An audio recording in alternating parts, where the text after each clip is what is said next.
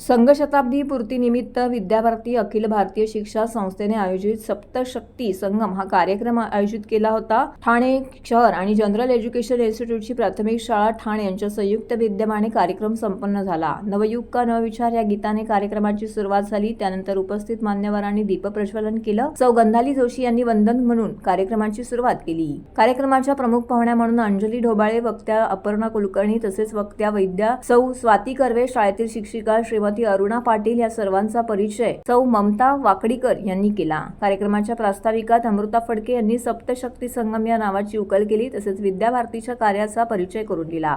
कुटुंब प्रबोधन आणि पर्यावरण याविषयी सौ अपर्णाताई कुलकर्णी यांनी माता पालकांशी संवाद साधला। यावेळी त्यांनी आभासी जगापासून विरक्त होऊन प्रत्यक्ष संवादाने एकत्र कुटुंब बांधून ठेवण्याचा अत्यंत गहन विचार पालकांसमोर मांडलाय।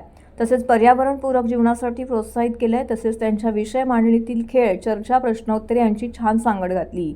भारतमाता, सुधामूर्ती, द्रौपदी मुर्मू, सिंधुताई सपकाळ, जिजामाता, झाशीची राणी या आपल्या प्रेरणास्थान असलेल्या महिलांची वेशभूषा शाळेतल्या मुलांनी साकारली तसेच त्यांचे विचारही थोडक्यात डोळ्यासमोर मांडले।